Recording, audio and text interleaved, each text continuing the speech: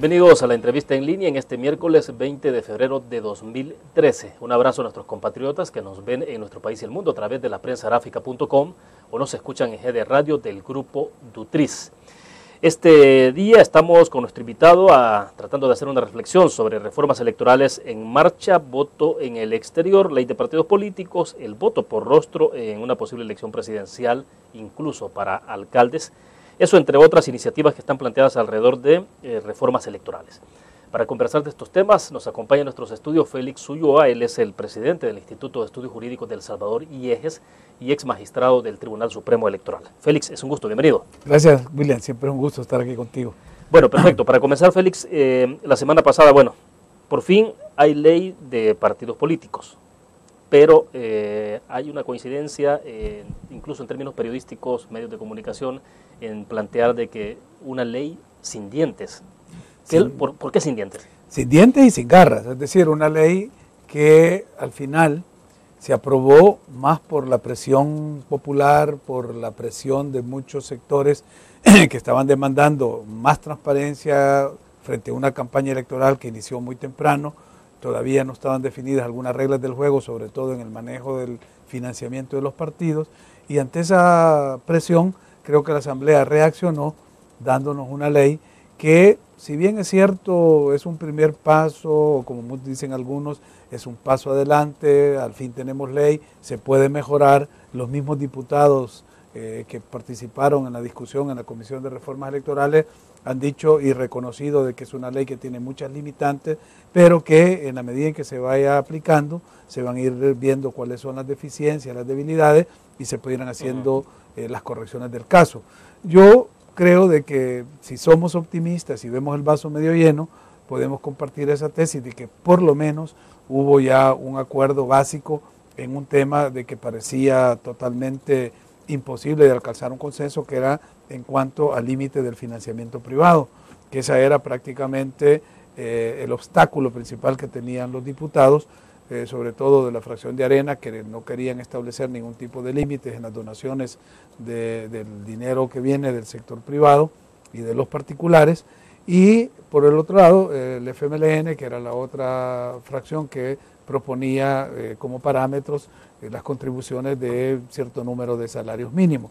Al final se tomó como un acuerdo usar como parámetro de control el presupuesto del Tribunal Supremo Electoral, diciendo de que en años no electorales se podría financiar hasta un 2% del presupuesto ordinario del tribunal, y en años electorales el 3.5% del presupuesto extraordinario.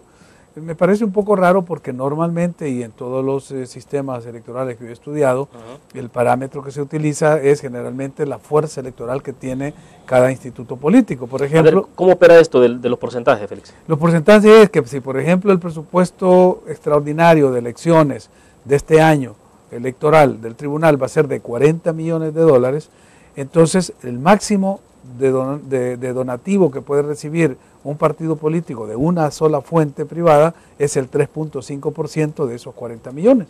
Entonces eso es lo que se estableció, y por eso decía yo, me parece raro que sea el presupuesto del tribunal el que se use y no la fuerza que tiene, la fuerza política representativa que tiene el instituto, que puede ser el número de votos que obtuvo, que es lo que sirve incluso para el financiamiento público. O sea, la deuda política se calcula en base a la fuerza electoral de cada partido o coalición, o usar la capacidad de representación que tiene según el número de diputados que salieron electos o el número de alcaldes. Es decir, hay otros mecanismos en los cuales se pudiera haber utilizado como parámetro. Y que es directo entonces con justamente con eso, con la capacidad, con la fortaleza, de cada instituto. Y que viene con el nivel de representación que tiene en sus espaldas. Exactamente, por eso es que uno dice, ¿por qué usar el presupuesto de la autoridad electoral como parámetro para establecer el límite de las contribuciones privadas, si eso no tiene ninguna relación con la capacidad de representación que tiene un instituto político, un partido, una coalición? Así es que esas son de las extrañezas y de las excentricidades que tiene la ley en esa materia. Pero además de que tiene muchas deficiencias en el tema del financiamiento, porque no solo es eso de que se usa un referente inapropiado para medir la contribución privada, sino que además el principio de publicidad no se concretiza. No hay la obligación de publicar las fuentes privadas, que no hay ese acceso público que debe haber para que cualquier persona pueda saber quién donó y cuánto donó a un partido político. No hay todavía tampoco establecido en el principio de rendición de cuentas aquellos mecanismos de control que tienen los sistemas más establecidos sobre el financiamiento privado para evitar las donaciones de fuentes ilícitas o las donaciones anónimas, aunque en general se regula eso. Yo creo que lo que se podría hacer siendo positivos y frente a un hecho consumado como es la ley, y para no seguir haciéndole más reformas a una ley que acaba de ser promulgada, es hacer un reglamento, el reglamento del financiamiento. ¿Es posible que se cubra a través de la vía de reglamento esos huecos que han quedado? Yo apostaría a que si los diputados dejaron muy general las normas en la ley secundaria, por la vía del reglamento se pueden regular algunas situaciones específicas, sobre todo en el manejo de la rendición de cuentas, la publicación de informes, los reportes, el cómo llevar el control de las donaciones de parte de las fuentes privadas y los mecanismos de control que tiene que tener la autoridad. Es decir, al Tribunal Supremo Electoral se le pasa la responsabilidad, pero para eso el tribunal va a tener que ampliar su planta administrativa, crear una sección especial para llevar el control de las finanzas de los partidos, y todo eso en una ley que es muy general no se puede desarrollar. Entonces no solo va a haber que modificar el código electoral en la materia que corresponda para que el tribunal amplíe sus facultades y pueda ejercer el control, sino que también va a haber que reglamentar para cubrir estos espacios y estos vacíos que han quedado en esta ley muy genérica en el tema de transparencia. Pero las debilidades de la ley también pasan a otros temas que los vamos a ver si tú quieres, el tema de la democracia interna y otros aspectos de la vida partidaria. Perfecto, vamos a la pausa comercial. Cuando regresemos, en todo caso, la preocupación que existe de que los partidos políticos puedan estar expuestos al financiamiento del crimen organizado, del narcotráfico, entonces queda siempre un poco esa duda sobre eso. Debo plantear la interrogante. Vamos a una pequeña pausa y volvemos después de esto.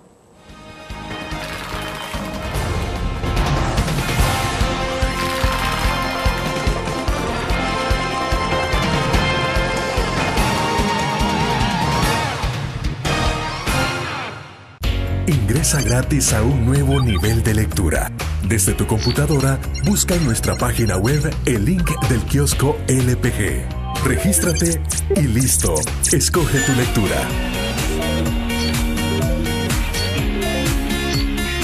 En tu tablet, iPhone o Android, ingresa a App Store o Google Play. Busca kiosco LPG. Descarga la aplicación y disfruta de todas nuestras publicaciones digitales. Grupo Dutriz. Multiplicamos la forma de informarte.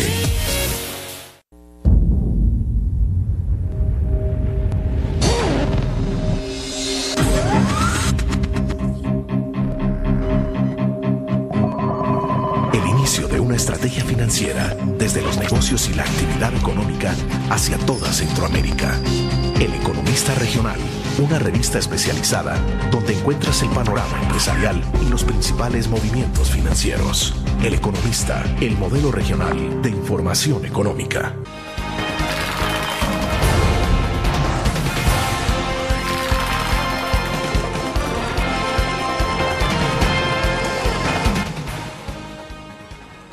Este miércoles nos acompaña en nuestros estudios Félix Ulloa, ex magistrado del Tribunal Supremo Electoral y actual presidente del Instituto de Estudios Jurídicos IEGES. Félix, entonces la preocupación sobre esto de que siempre el crimen organizado, el narcotráfico puede infiltrar los partidos políticos por la vía de financiamiento, esa parte queda entonces todavía... Queda muy débil ese control, muy vulnerable el sistema que puede ser penetrado. Habría que haberle dado un rol más protagónico en este caso a la Fiscalía General de la República con su unidad especializada para combatir el lavado de dinero y otros crímenes asociados, pero también fíjate que quedan otros vacíos que son muy notorios en esta ley, porque no sé, los diputados cuando empezaron a ver el tema del financiamiento no se percataron de que hay principios básicos en el diseño de estos sistemas. Las dos coordenadas que informan cualquier sistema de control de finanzas en la política van con el principio de publicidad y el principio de rendición de cuentas. Bajo esa base se pudo haber construido toda esta arquitectura electoral y haberle dado al país esta ley que todos estábamos esperando, sobre todo en esta materia. Hemos dejado esos vacíos importantes, te decía, no solo en cuanto al reporte de los ingresos, en cuanto al tema de cómo se va a deducir las responsabilidades y el régimen de sanciones a quienes los violen, cómo se individualiza la responsabilidad en el caso del partido político, si va a ser su representante legal, si es el candidato, si es el tesorero del partido o el encargado de finanzas, de todos estos temas que tienen que ser materia de regulación por ley, han quedado en un vacío, en una nebulosa. Y como te decía, sería muy penoso que a un traje nuevo que acabas de estrenar empieces a hacerle ya remiendos y ponerle parches. Entonces, lo que a mí se me ocurre es que por la vía reglamentaria se puedan desarrollar algunos mecanismos que permitan crear las instancias administrativas dentro de la autoridad electoral encargadas de establecer estos mecanismos de control, los procedimientos de cómo se van a llevar a cabo estos mecanismos de control y rendición de cuentas, la forma en que van a ser del conocimiento y manejo público, porque es información que debe tener acceso a la población en su conjunto sin ningún tipo de limitaciones, y finalmente cuál es el régimen de sanciones que se impone, que también lo vemos bastante conservador, porque es un régimen de sanciones en el cual la persona que viole las normas del financiamiento privado puede estar segura de que con pagar la multa que se le impone ya exoneró su falta, cuando hemos visto regímenes en los cuales este tipo de sanciones van más allá de las simples multas o las sanciones pecuniarias. Hay casos bastante drásticos donde incluso se puede perder hasta el cargo para el que fue electo si hubo una transgresión a normas de financiamiento, amén de otro tipo de sanciones en las cuales se afecta, por ejemplo, el financiamiento público que reciben de parte del Estado. Si ha habido una violación en el financiamiento privado, se afecta el financiamiento público. En fin, hay todo un catálogo de sanciones que aquí pues ignoraron y que están disponibles porque es uno de los temas que más hemos trabajado los expertos en América Latina. O la OEA tiene una serie de manuales, hay un libro que se llama de las normas a las buenas prácticas, donde trabajamos varios expertos latinoamericanos sobre el tema del financiamiento. Ya, pero vaya, con lo que se tiene de ley de partidos políticos, entonces, ¿qué va a pasar para 2014? Digamos, ¿qué es lo novedoso que el ciudadano podrá tener como beneficio de esta ley?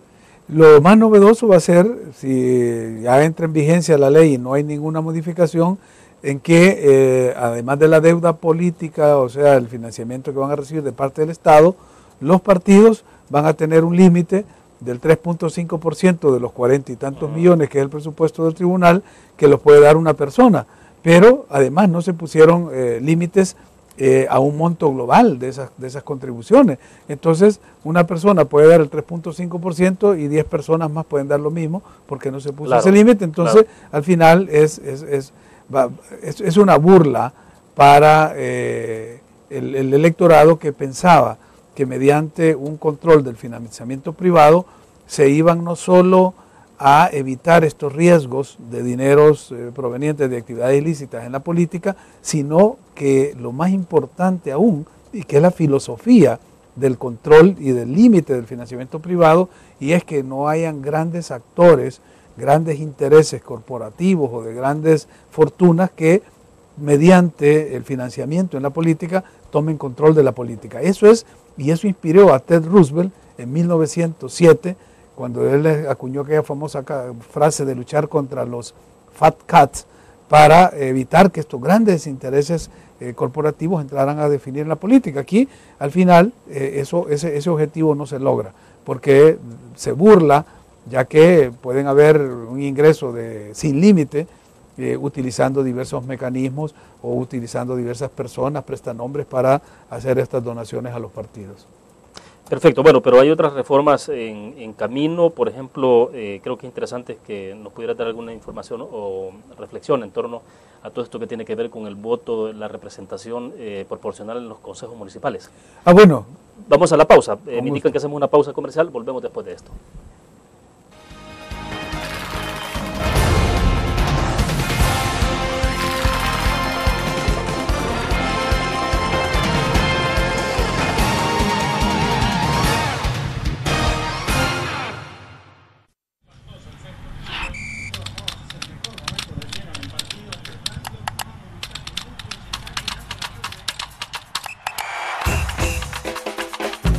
La emoción del deporte está en www.elgráfico.com. Ingresa al nuevo escenario deportivo y descubrí toda la pasión del deporte. Fotos, videos, fichas y resultados de las mejores ligas del mundo. Elgráfico.com. Conectados por deporte. Una nueva forma de vivir la información. GDA Live de Grupo Dutriz.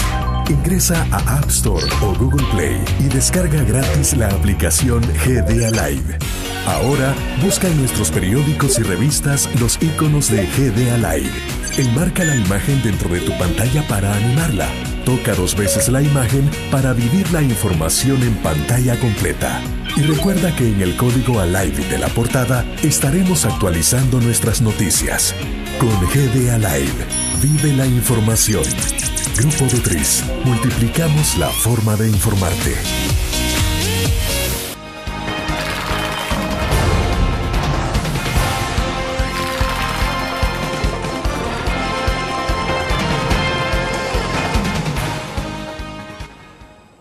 Félix, hay una reforma que se puede estar configurando, pero es para la elección de 2015, que estamos hablando entonces de elección para diputados y alcaldes, y tiene que ver entonces concretamente para el caso de alcaldes, todo este debate que ha habido por muchos años en el país, sin ningún resultado todavía, sobre la representación proporcional de consejos municipales. En lo más inmediato Honduras lo tiene, es un mecanismo real, es decir, si un partido político gana que con el 51% de los votos en ese municipio, se lleva todo el pastel, ¿no? No hay representación de los demás partidos.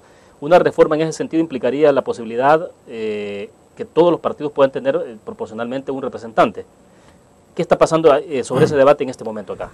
Mira, este debate lo venimos sosteniendo desde hace muchísimos años. Recuerdo en la Comisión Electoral de la COPAS que tuvimos este debate y aunque lo propio, lo atinado, lo democrático, lo justo es que haya una representación proporcional en los consejos municipales, o sea que los partidos se les asignen los escaños, los puestos que ganan dentro del consejo municipal según el voto, la cantidad de votos que han obtenido.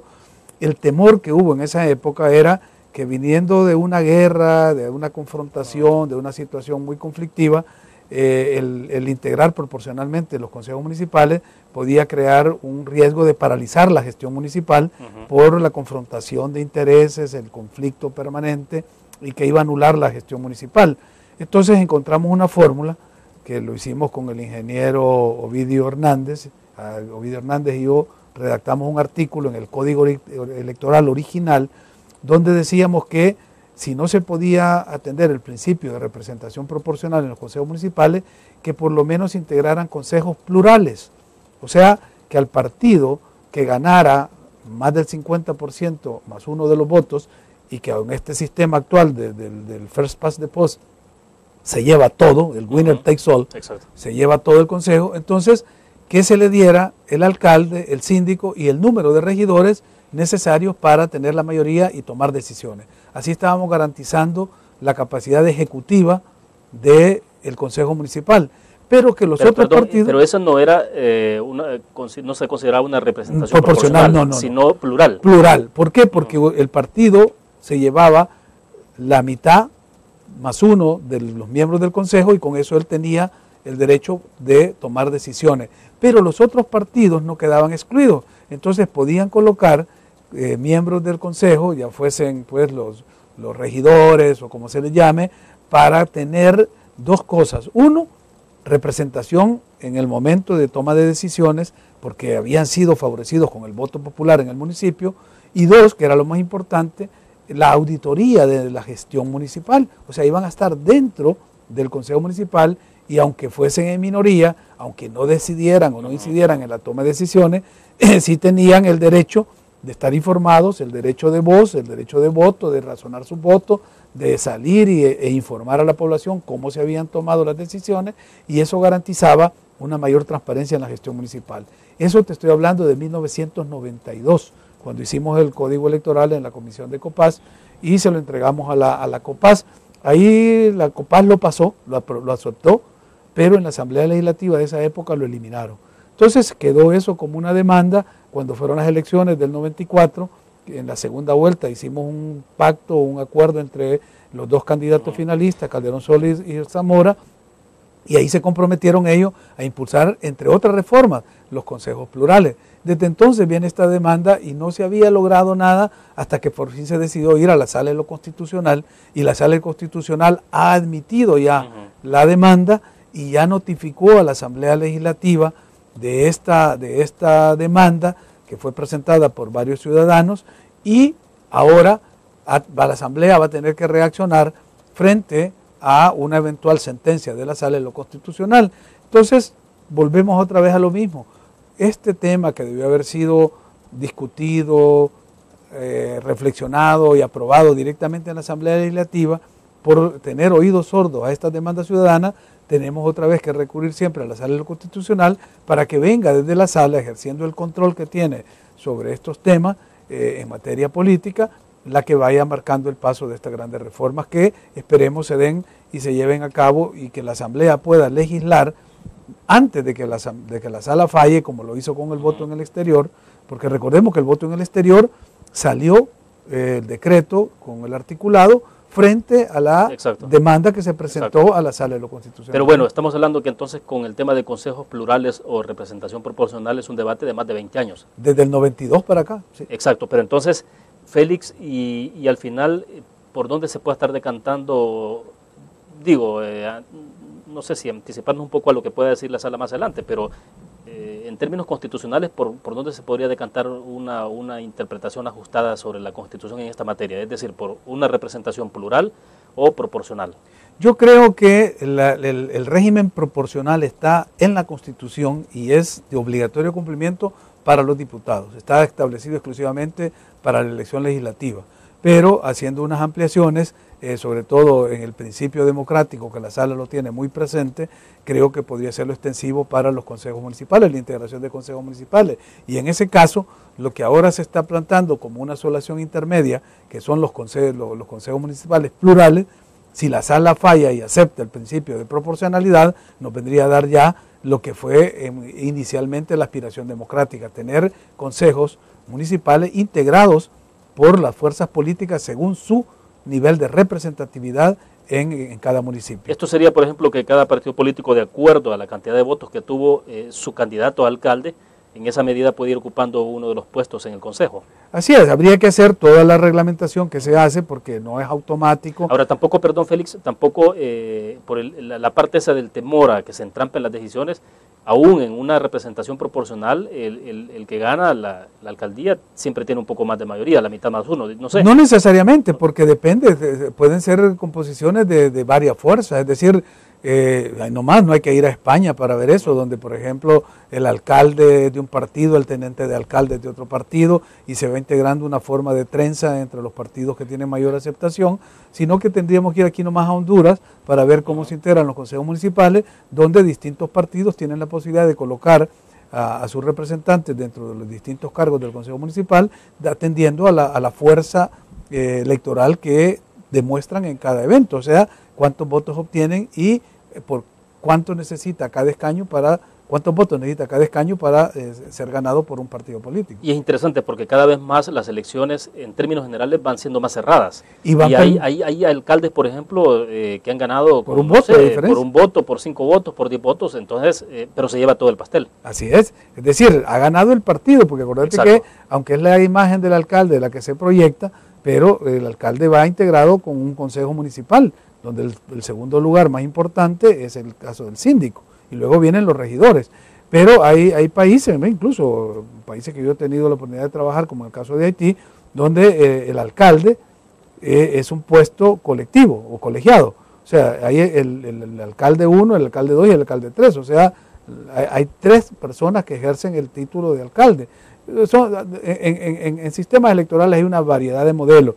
Yo creo que el nuestro nos ha funcionado, hasta ahora está bien, con la limitante de que, como decíamos, un partido político, por la diferencia de un voto, se puede llevar todo el Consejo Municipal, y eso es lo que nosotros estamos considerando que debe de cambiarse. El principio fundamental es la proporcionalidad, pero frente a que hay resistencias para la proporcionalidad, aunque ya deberíamos de terminar con la posguerra, es decir, ya no deberíamos tener los argumentos de la guerra, ya la posguerra hay que cerrarla, todavía creo yo que dando el salto para los consejos plurales, estaríamos ganando un paso adelante en la democracia.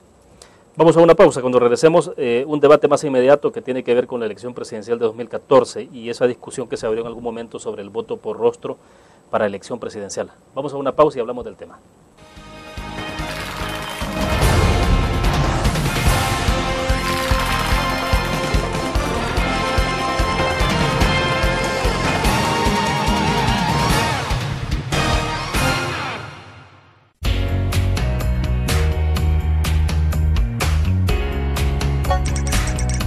Cada momento, donde quiera que estés, te damos el mejor contenido en diferentes plataformas.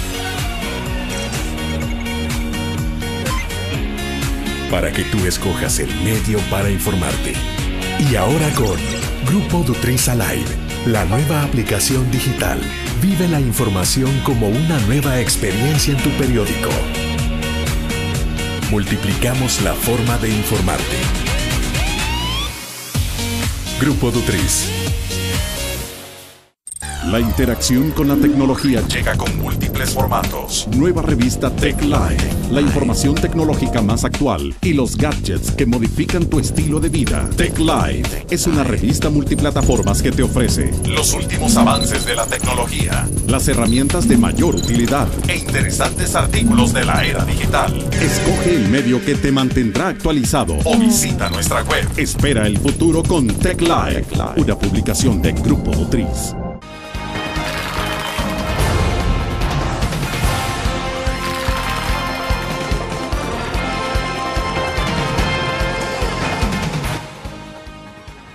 Félix, la experiencia que hemos tenido en el país inmediata, digamos, en esto de las reformas electorales ha sido ya el voto por rostro en el caso de diputados, que se permitió votar por el rostro, por la propuesta que hace el partido político, más no hay posibilidad de hacer todavía el voto cruzado, pero ya se puede votar sobre el rostro, ¿no? Y ya vimos el efecto que eso tuvo en el resultado electoral inmediato del año anterior.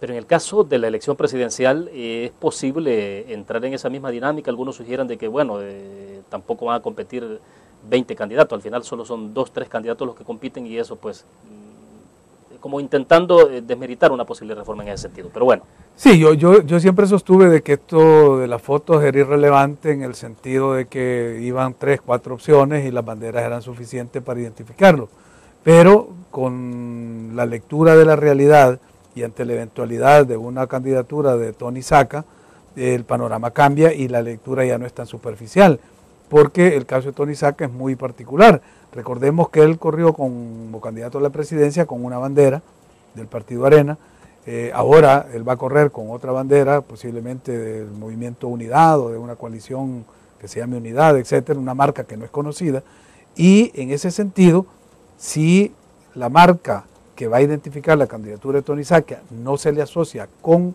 el candidato, los riesgos que tiene en una papeleta en la cual solo están las banderas es de enorme desventaja frente a los otros candidatos cuyas rostros, cuyas personas están totalmente asociadas a esas marcas políticas, a esas banderas de esos partidos. De tal manera que ahí estaría afectándose el principio de equidad en la contienda, el principio constitucional de la igualdad de las personas, porque estaría Tony participando en esa desventaja. Pero aparte de eso, lo que señala el derecho comparado, los sistemas electorales que yo he visto, aquí nomás, en Honduras, en Nicaragua, en todas las papeletas a la par de la bandera del partido a la foto del candidato, o sea, no sería una cosa extraña ni novedosa, es algo natural poner la foto del candidato a la par de la bandera. Pero lo tercero, y lo que para mí ha sido objeto de estudio y que lo voy a profundizar un poco más, es cuál era el espíritu de la sentencia de la sentencia 6-2009 de inconstitucionalidad, en la cual la Sala, cuando estableció la obligación de que en las papeletas se pusieran los nombres y los rostros de los candidatos en las elecciones municipales, legislativas, establecía una serie de principios que por extensión son aplicables a las elecciones municipales y presidenciales. Yo creo que ese debe ser como el centro de la tesis en este caso. La tesis fundamental y constitucional es que la sentencia en su espíritu incluye no solo a la elección legislativa, sino que es extensiva a la legislación presidencial y municipal. ¿Por qué? Por dos argumentos fundamentales. El principio democrático, que es el primer argumento que usa la Sala, donde dice que los cargos electivos deben de ser electos por los votantes, por el cuerpo electoral, de manera clara, directa y sin ninguna duda de que se esté eligiendo a la persona por la cual se está dando el voto. Eso, en el caso de Tony Saca, volvemos a la situación, podría haber un error de la persona que si solo se le pone la bandera, queriendo votar por Tony Saca, en vez de votar por la bandera unidad, votara por la de Arena. Entonces se estaría violando el principio democrático que habla la sentencia. Y el segundo principio que también maneja la sentencia es el de la capacidad de opción. O sea que el ciudadano, dice la sentencia, al momento de escoger a su representante o su gobernante, debe saber que está escogiendo a la persona que él desea que lo represente o que lo gobierne. Y esa capacidad de opción debe ejercerla de manera plena. ¿Qué quiere decir? De que no debe haber ningún margen de error para el ciudadano al momento que está él frente a la papeleta de saber por quién está votando. Entonces, esos dos hechos obligan a que la autoridad electoral le facilite al elector las condiciones de votar de tal manera que no haya posibilidad de error al momento de votar. Ese es el principio más importante en eso. Pero entonces, ¿cómo hacer para que esto pueda ocurrir? Es decir, ¿habrá de tu parte de manera personal un recurso o se pedirá a la Sala de lo Constitucional? No sé, en este caso, la figura. Si es una la figura más fácil es la de que se acate la sentencia. Y para acatar la sentencia lo que tiene que hacer la Asamblea es que en las reformas que hizo al Código Electoral, donde estableció de manera permanente la votación por rostros, pusiera que este sistema será utilizado en todo tipo de elección, sea presidencial, legislativa o municipal. Simplemente esa frase resolvería el problema. O sea, si la Asamblea no lo hace, reforma ley secundaria al Código Electoral. El decreto que se acaba de aprobar y que todavía no ha sido publicado, todavía hay la posibilidad de que eso se pueda corregir. Pero la segunda opción, si no se hace eso en la Asamblea, es que el Tribunal Supremo Electoral lo haga. El tribunal está obligado a acatar la sentencia. Y ya lo han dicho en muchas ocasiones los magistrados, de que ellos van a acatar la sentencia de la Sala. Si la sentencia de la Sala es entendida en ese espíritu, el tribunal no necesita de ninguna ley, ni de ningún decreto, ni de ninguna instrucción de la Asamblea Legislativa para mandar a hacer las papeletas y ponerles la cara. No hay no están sujetos ni limitados a nada porque no está prohibido por la ley. Entonces están habilitados los magistrados para poder imprimir las papeletas de la elección presidencial y las municipales con los rostros de los candidatos y no estarían ni violentando ninguna norma y al contrario le estarían dando cumplimiento a una sentencia y acatando el espíritu de esa sentencia. Félix, de tu parte no hay temor de que en un momento determinado puedan decir, bueno, entonces Félix lo que está haciendo es allanando el camino para la candidatura presidencial o un posible triunfo de Tony Saca? No, porque esto es una legislación permanente, que hoy es Tony Saca, mañana puede ser Juan Pérez, no hay ningún problema. Es decir, ese ha sido siempre el error de nuestros diputados, que siempre están legislando coyunturalmente y en función de personas o de situaciones específicas, y por eso es que tenemos que ir ajustando siempre a la legislación, porque no se ve con esa dimensión universal y de futuro que debe tener toda ley. De acuerdo, hacemos una pequeña pausa, volvemos con más.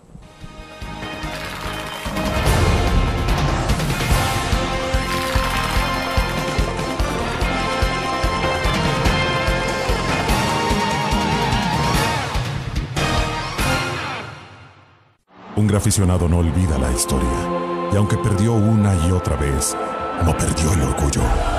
El graficionado se levantó entonando su grito de batalla, respirando gritos de gol, y celebrando las épicas victorias.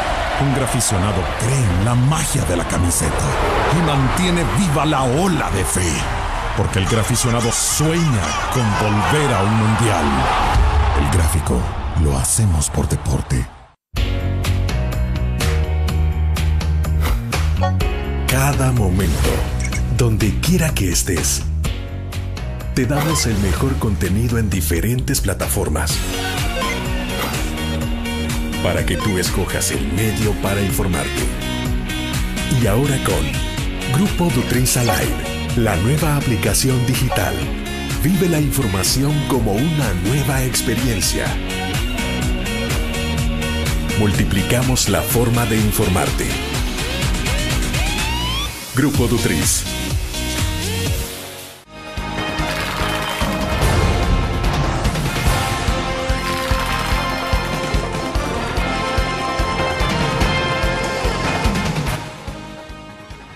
Bueno, a ver, hay otros análisis, otras interpretaciones también que se puedan generar. Bueno, esto de reformas electorales es mucho más extenso de lo que hemos venido hablando, Félix. Pero creo que es importante hablar un poco cómo se está planteando la coyuntura electoral en este momento. Es decir, hay el inminente lanzamiento de Tony Saca en la próxima semana y lo que estaríamos planteando entonces es que habría tres candidatos en firme corriendo para la elección presidencial. Y parece que no habrá más, por lo visto. Pero ¿estaríamos a las puertas de una segunda vuelta en un escenario como ese o cuál puede ser el análisis o la interpretación actual? Bueno, mira, definitivamente pudieran haber más candidatos, incluso hay partidos que están en proceso de inscripción, hay unos que están inscritos y no se presentaron, bueno, pueden haber más candidatos, pero la elección va a ser una elección a tres bandas. Es decir, son tres los grandes jugadores en esto, Tony Saca, el profesor Sánchez Serén y Norman Quijano. Entonces la elección, porque hay tres competidores que tienen igualdad de posibilidades y casi el mismo caudal de votos, va a obligar a una segunda vuelta, porque ninguno de ellos va a poder alcanzar el 50% más uno de los votos que señala nuestro sistema en la Constitución. Entonces la segunda vuelta es casi inminente. Ahora, ¿qué y cuáles son esos escenarios de la segunda vuelta? Bueno, se plantean al menos 6 escenarios, pues, porque como son 3 y 3, entonces se van haciendo, bueno, Arena contra el FMLN, Arena contra Tony Saca contra el Frente, Tony Saca contra Arena, y bueno, ahí se van configurando los escenarios. Pero yo tengo una idea que pudiera resolver este problema de la segunda vuelta, basado en la experiencia que tuvimos en 1994. En la segunda vuelta de 1994, iban Arena con la coalición del FMLN, MNR, Convergencia, o sea, Calderón Sol y Rubén Zamora, y tuvimos reuniones extensas. Bueno, ahí se acordó el pacto de las reformas, muchas cosas que acordamos en la segunda vuelta, cómo regular las mesas, las presidencias, etcétera. Pero en un momento determinado nos planteó Arena, y me lo planteó a mí directamente Juan José Domenech, que era el coordinador de Arena en esa época, de que por qué no nos retirábamos de la segunda vuelta, que era tan notoria la diferencia y la preferencia por el candidato de ellos, que Rubén iba a quedar pues muy mal visto.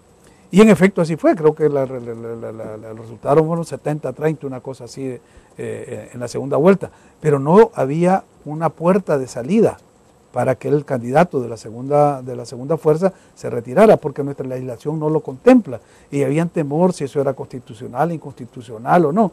De ninguna manera está prohibido en la Constitución, pero tampoco está regulado en la ley electoral. Entonces a mí se me ocurre que pudiéramos presentar una propuesta de reformas a la Asamblea Legislativa que permitiera, entre otras cosas, que en la segunda ronda, en la segunda vuelta, uno de los dos candidatos pudiera retirarse, y no necesariamente el segundo, porque pudiera ser que el primero que va en la segunda vuelta sea el que decida retirarse, porque sabe que el segundo va a recibir todo el apoyo de todas las otras fuerzas, de la tercera fuerza, de todas las otras fuerzas, y lo va a derrotar, y los costos políticos serían muy caros. Pero ¿cómo se resuelve esa parte? Es decir, si que entonces solo quedaría una vuelta nada más. No, se convoca la segunda vuelta, pero uno de los dos decide retirarse y concede el triunfo a la otra parte, y ya no hay necesidad de los gastos en que se incurriría para organizar esa segunda vuelta, y se declara ganador al que quedó firme y que fue reconocido por la otra parte, que puede ser o el que va en primer lugar o el que va en segundo lugar. Este caso yo lo vi concretamente en República Dominicana en el año 2000, donde corrieron Hipólito contra Balaguer y contra Danilo, el que está actual de presidente. Hipólito en esa ocasión iba ganando, iba en el primer lugar, pero le faltaban como 4.000 votos para pasar el umbral. Y lo que hizo Balaguer fue conceder y reconocer el triunfo de la primera fuerza y retirarse. Entonces hubo ese acto. Ahora, la otra mecanismo que yo estoy pensando que pudiera ensayarse para la segunda vuelta y que podría modificar los escenarios de segunda vuelta es que pudiera cambiarse la fórmula presidencial entre la primera y la segunda vuelta.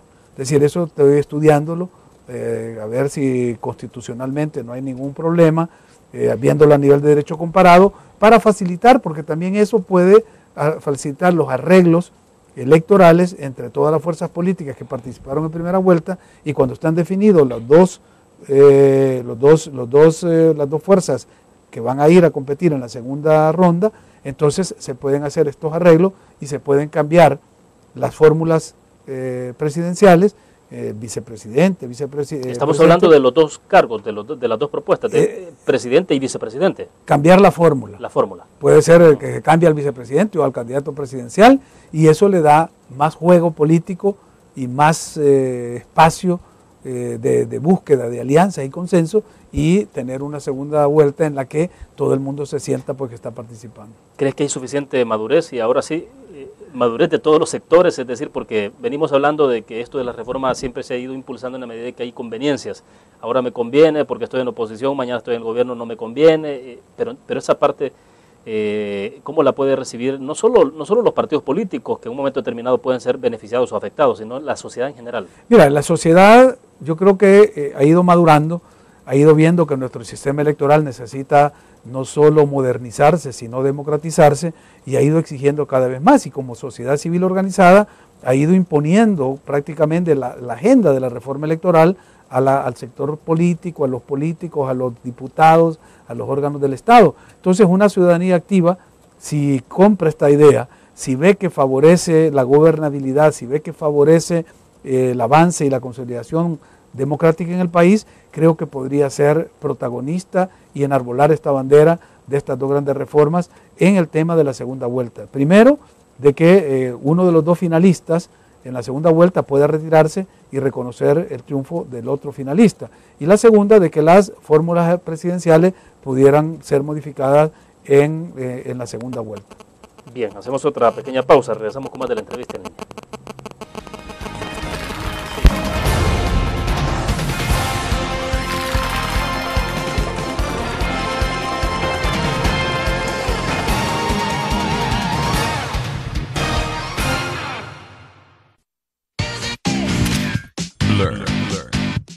La revista más innovadora y moderna de todos los tiempos. Única en su estilo, creativa. Un espacio exclusivo y reservado de entretenimiento y diversión, llevada al máximo. Blur. Time Out, Movie, lo mejor de la cartelera. Art. Shopping, la guía de la moda. Go, viajes cortos fuera de la ciudad. Blur. Ingresa gratis a un nuevo nivel de lectura. Desde tu computadora, busca en nuestra página web el link del kiosco LPG. Regístrate y listo. Escoge tu lectura.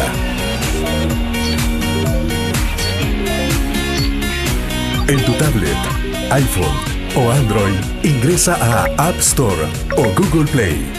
Busca kiosco LPG.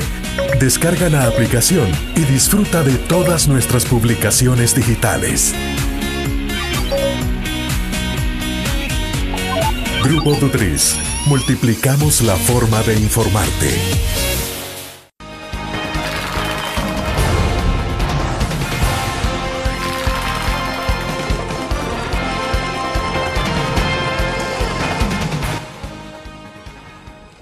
Félix, en los dos casos que veníamos conversando en el segmento pasado, ¿esto pasaría únicamente por reforma electoral, reforma al Código Electoral, o habría que irse a otros niveles? No necesariamente a una reforma constitucional, ni mucho menos. Yo eso es lo que voy a estudiar porque acordate que nuestro sistema es presidencialista, donde la figura del presidente incluso ha sido objeto de un estudio en la Asamblea Constituyente en 1982 y un tratamiento especial porque es ahí donde le impusieron la obligación de estar afiliado a un partido político y hay consideraciones de los constituyentes sobre cómo proteger la institución de la presidencia. Entonces no quiero cometer un error de que por querer agilizar las normas electorales secundarias para modernizar el sistema y democratizarlo, podamos tener un conflicto constitucional.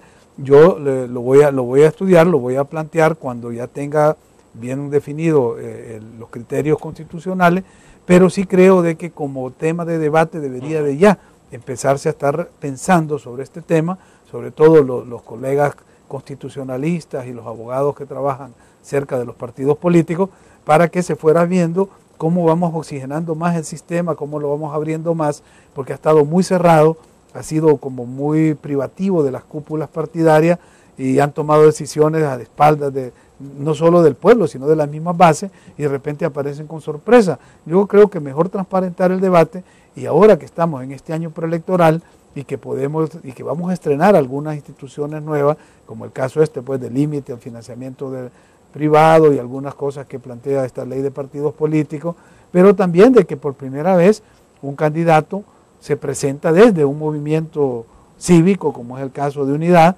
aunque para efectos de cumplir con la ley y con la Constitución va a tener que afiliarse y presentarse por un partido político, pero su plataforma de lanzamiento es desde la sociedad. Esto crea una novedad porque se le está dando a la ciudadanía ese empoderamiento que hemos venido peleando los ciudadanos, porque siempre se nos vio en los procesos electorales como objetos, como votos, como simples estadísticas. Ahora el ciudadano está asumiendo este protagonismo y es el ciudadano el que va a empezar a hacer el planteamiento al político de cómo es que quiere que se gobierne, de cómo es que quiere que se le represente. Entonces están cambiando los roles en el escenario político y por lo tanto hay que aprovechar este momentum para avanzar en alguna reforma. Ya vimos, ojalá lo de los consejos plurales se lograra para el 2015, pero para el 2014 están pendientes este tipo de reforma. 1, incluir la fotografía del candidato en la papeleta. 2, la posibilidad de hacer estos cambios en la segunda vuelta, tanto de que uno de los dos finalistas se retire o que se pueda modificar la fórmula presidencial, y así pues otro tipo de modificaciones que creo que es el momento en que la ciudadanía puede avanzar y profundizar estos espacios democráticos. Ahora, esto es viable, o sea, a estas alturas aplicarlo, las elecciones están a, ¿cuánto sería? Un año exactamente. Entonces, 11 meses y días, sí, es suficiente tiempo, es decir, ni siquiera se ha convocado a elecciones. De los plazos del Código Electoral, el único plazo vencido que tenemos es el de el cambio de domicilio, que se vencía un año antes de las elecciones, y que creo que van a tener que prorrogarlo porque afecta a los compatriotas que están en el exterior, a los cuales todavía no se les ha extendido su DUI ni están inscritos en el padrón electoral del exterior, y por lo tanto si se les aplica este plazo, ya ninguno de los que está fuera del país podría votar. Entonces la Asamblea va a tener que dar algún decreto transitorio, una reforma para que este plazo no opere, por lo menos en el caso del voto en el exterior, y así pues todavía tenemos un tiempo prudencial para ensayar estas reformas novedosas y, como repito, abrir más el sistema electoral nuestro. ¿Cómo observa Félix el retraso que ha habido en la entrega de presupuesto para el Tribunal Supremo Electoral? Bueno, está todavía la discusión planteada de en qué momento se le va a entregar el dinero, de dónde se va a tomar el dinero. ¿Eso puede tener algunas implicaciones serias? Ya está teniendo implicaciones serias en el caso del voto en el exterior, porque muchas operaciones de la logística electoral deberían haberse iniciado ya. Yo más bien lo veo como un pulso político entre la fracción legislativa de Arena y el resto de fracciones, queriendo afectar o golpear al gobierno, sobre todo al Ministerio de Hacienda, por no haber previsto, ¿verdad?, dentro del presupuesto ordinario que se aprobó el año pasado, lo que iba a ser el costo de las elecciones y haberlo presupuestado. Si no se tenían todos los detalles, porque no se ha considerado lo del voto en el exterior o lo del voto residencial, que lo pueden encarecer, por lo menos debe haber habido una proyección y una partida que después se pudo haber ajustado, o sea, recortándola, aumentándola. Pero eso es lo que Arena alega, de que hubo esa deficiencia en la planificación presupuestaria por parte del gobierno y se la está cobrando cara. Y como no tiene todavía ningún impacto, ni positivo ni negativo, en ninguna de las dos fuerzas políticas en el campo electoral, van a tener este pulso en una estrategia de desgaste y golpear al actual gobierno. Pero puede ser peligroso, es decir... Si se traspasan algunos límites, sí, porque te digo, se pueden afectar ciertas operaciones de carácter electoral y que algunas de ellas que son para el voto en el exterior ya se están afectando. ¿Y el voto del exterior cómo lo has analizado? La parte sobre todo de estimular a la población a que haga uso de este derecho a quienes viven en el exterior es como lo más sensible siempre por las consecuencias que ha habido en otras elecciones en otros países. En otros países, México, Honduras son los casos más gráficos. Mira, yo lo que he visto es, primero, de que por la ausencia de este presupuesto, el tribunal no ha dado ningún paso en empezar a hacer ya, primero la divulgación de la normativa que les permite votar. Es decir, habría que empezar a hacer una campaña explicándole a la gente que ya está esta normativa, cuáles son los pasos que se van a dar, cómo es que los ciudadanos van a poder inscribirse en el registro o el padrón electoral del exterior para poder votar. Esa campaña informativa, divulgativa, no se ha iniciado, mucho menos la campaña de promoción, que esa vendrá mucho después porque ya la promoción es la participación y de la cual imagino los mismos institutos políticos se van a encargar de hacerlo.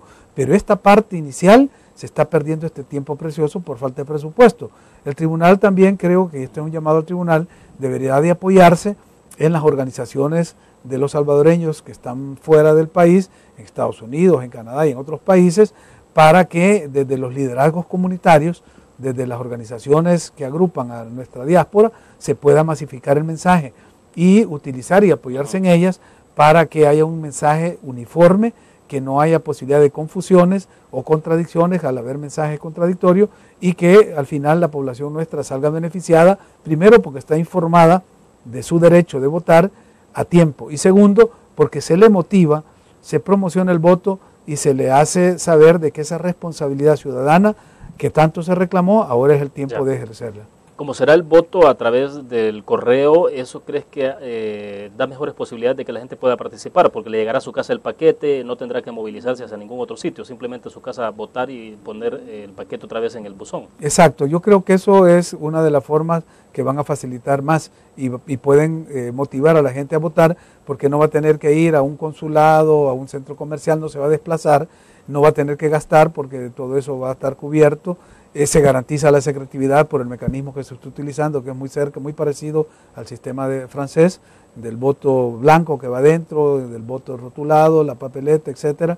Entonces yo creo que la garantía de la secretividad, la seguridad del voto están aseguradas, el manejo, quizás ese es el punto débil que yo siento por el manejo de la correspondencia y algunas disposiciones que hay en el decreto, de que anulan el voto que llegue después de cierto periodo de tiempo, sin considerar de que hay países donde el correo puede funcionar mal, donde pueden haber problemas de ese tipo, una huelga de correo o de una línea aérea puede hacer que muchos votos no lleguen, entonces ahí hay cositas que se pueden corregir. Yo sugeriría, pero eso se salva estableciendo suficientes tiempos de anticipación. Es que ese es el problema, que están mandando, pero el problema es que para que haya suficiente tiempo de anticipación tienen que estar impresas las papeletas en ese momento. Exacto. Y el plazo de impresión de las papeletas tiene un plazo electoral. Entonces, si ese plazo no se ha cumplido, no se pueden enviar las papeletas con anticipación. Entonces, estamos ahí atrapados en estos tiempos electorales. Por eso, repito yo, es necesario tener todos los recursos ya a la mano para salir disparados a cumplir todas las actividades y las operaciones electorales y asegurar que los salvadoreños puedan votar. Yo lo que sugería era que, para evitar eso, porque así como está decerrada o como va a estar decerrada la elección, el voto en el exterior puede definir la elección. Y un paquete de votos que pudiera venir de un país donde hay una huelga de línea aérea o una huelga de correo y que llegue posterior y se anulen por eso, sería un problema. Por eso yo decía que la validez del voto no debe ser por la fecha en que llega, sino por la fecha en que es emitido. Y para eso está el matasello del correo de la fecha en que se estampó, en que el ciudadano votó. Y esa es la que debe contar y no la fecha en que fue recibido el voto aquí por la autoridad electoral local. Perfecto. Bueno, se nos fue el tiempo. Gracias, Félix, por tu participación. A la orden. Gracias. Bueno, mañana tenemos una transmisión especial con nuestros buenos amigos Pencho y Aida. Estaremos desde la Torre Futura haciendo esta transmisión especial en simultáneo a través de la prensagráfica.com y también con nuestros buenos amigos Pencho y Aida. Estará con nosotros Marco Rodríguez, él es el subsecretario de Transparencia de nuestro país, conversando sobre las reformas que hubo en su momento sobre ley de acceso a la información pública y que fueron vetadas por el presidente Funes. Nos vemos entonces mañana.